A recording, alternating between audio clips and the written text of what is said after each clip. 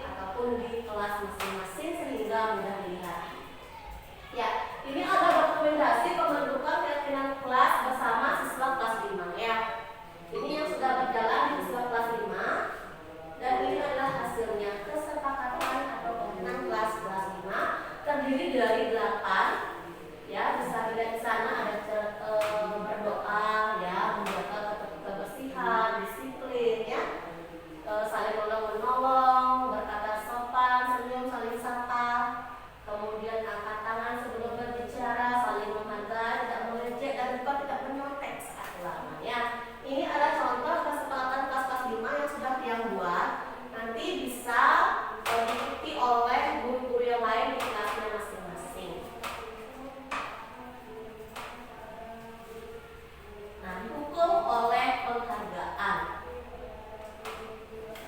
Sama halnya dengan hukuman. Ternyata penghargaan itu juga bisa menghukum seseorang.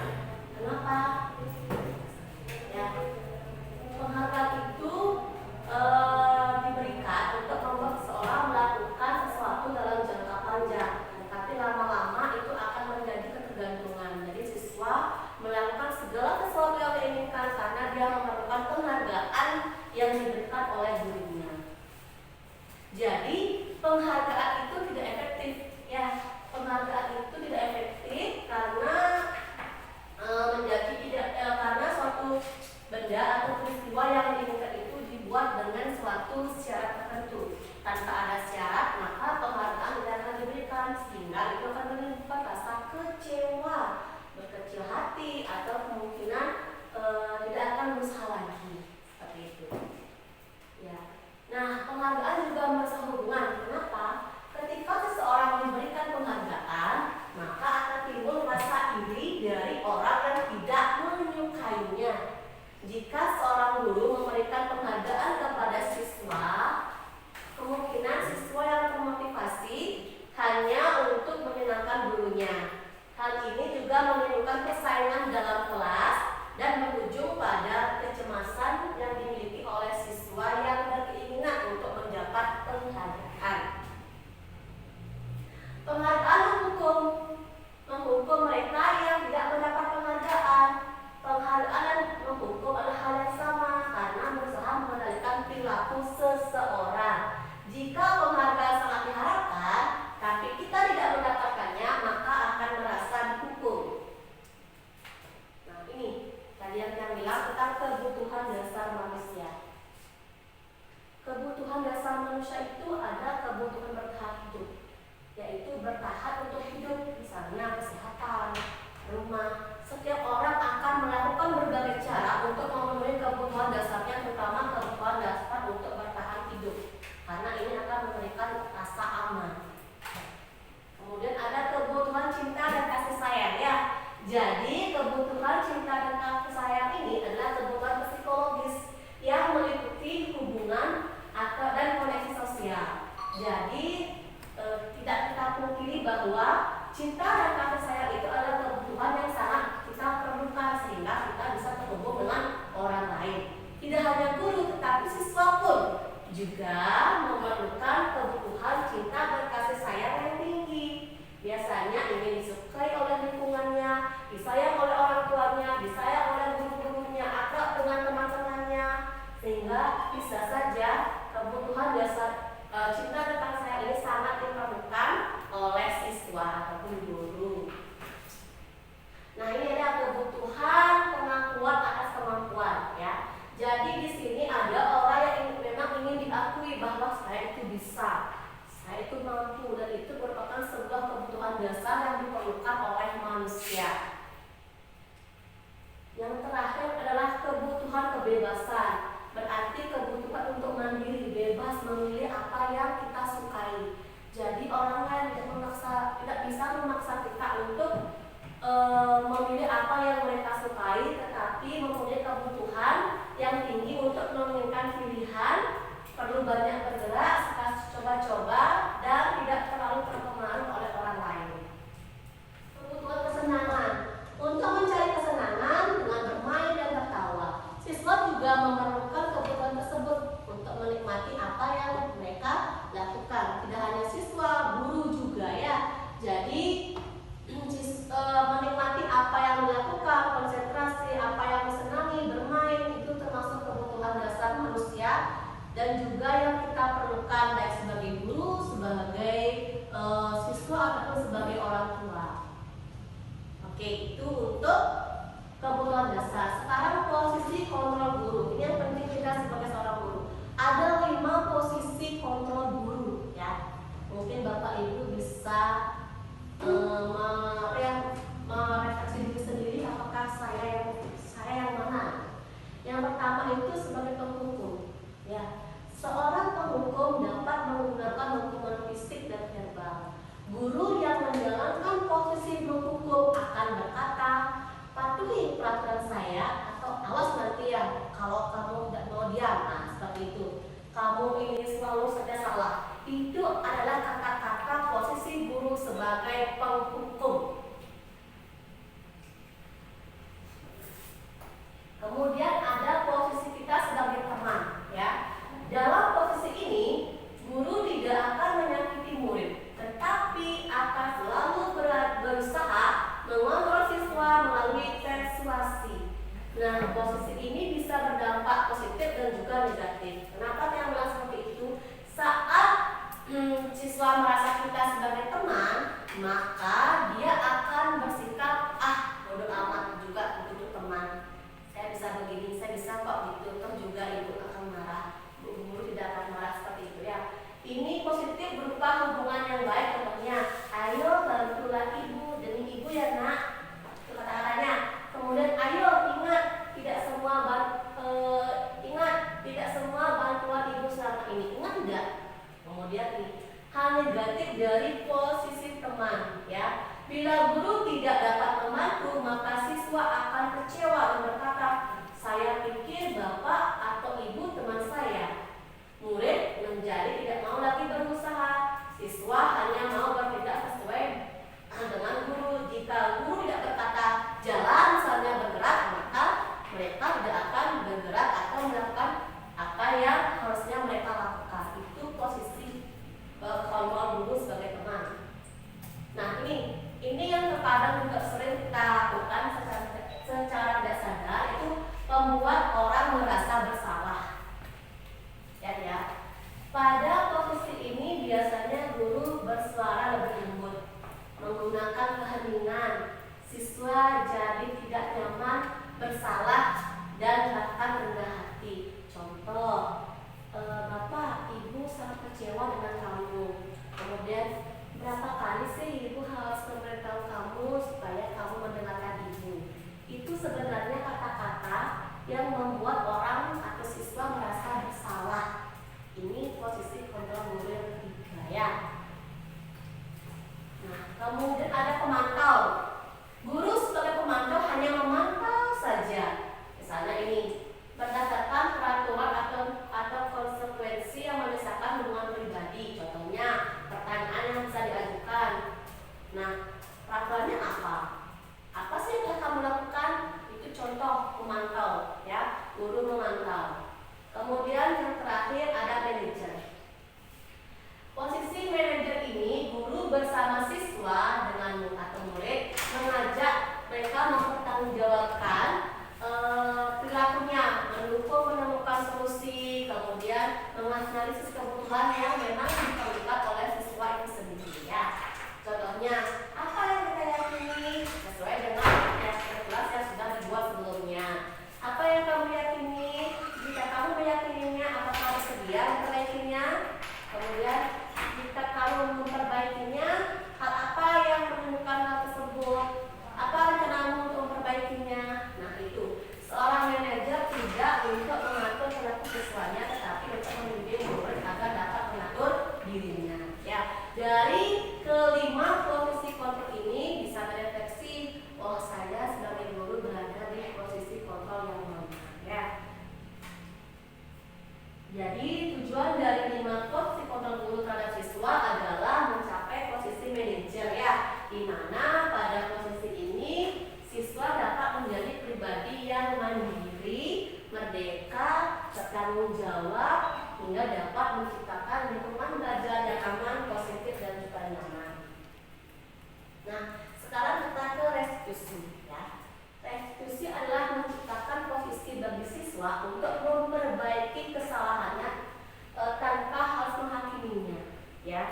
Jadi mereka bisa kembali pada kelompoknya dengan karakter yang lebih kuat. Jadi di sini ya, restitusi dapat membantu siswa lebih punya tujuan, disiplin, memulihkan diri saat berbuat salah. Jadi menguntungkan korban maupun yang membuat salah. Ya. Ini restitusi. Ciri-cirinya bukan menebus kesalahan, tapi kita belajar dari kesalahan untuk memperbaiki hubungan, bukan untuk dipaksa. Restitusi diri adalah cara yang terbaik untuk memenuhi kebutuhan dasar siswa, kemudian menguatkan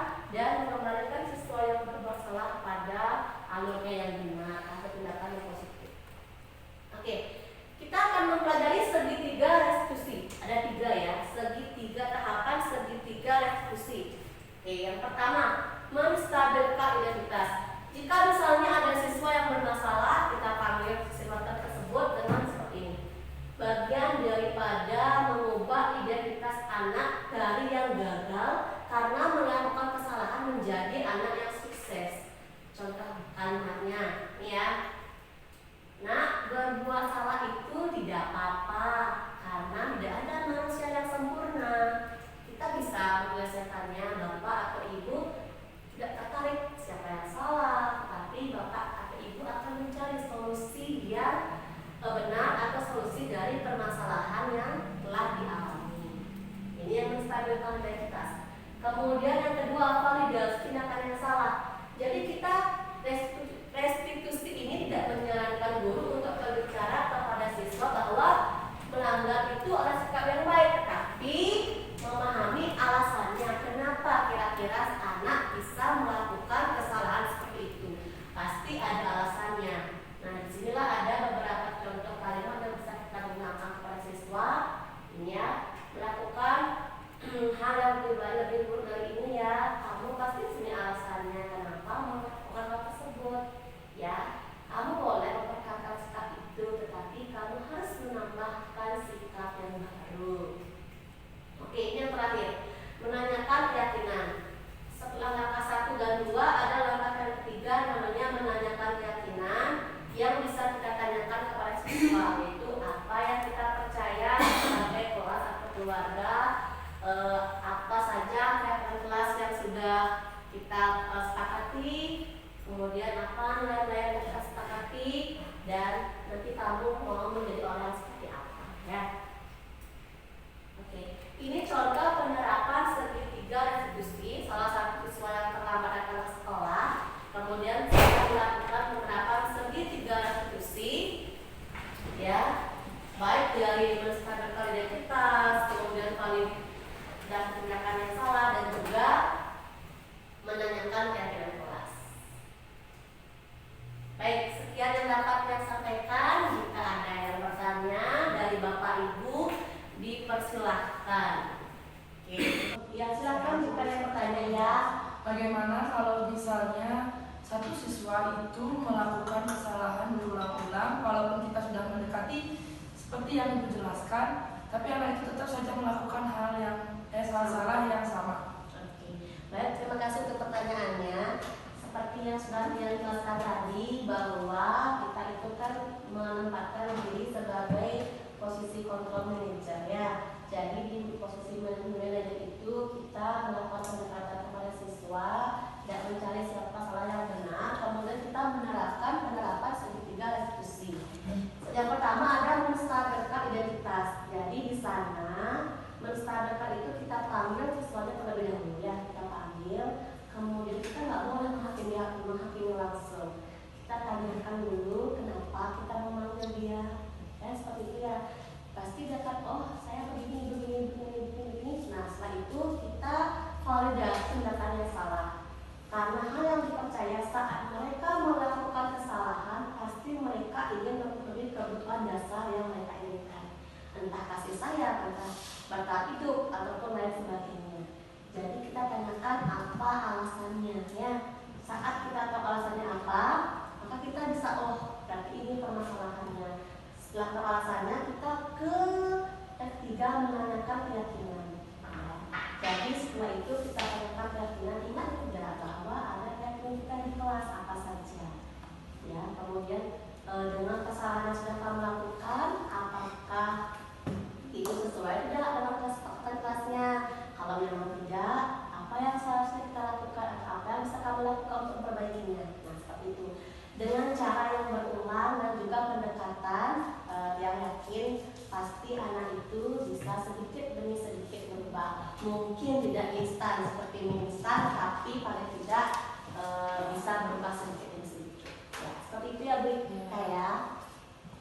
Sekian presentasi yang untuk saat ini, tapi sebelum lebih lanjut, ya refleksi dulu ya, bagaimana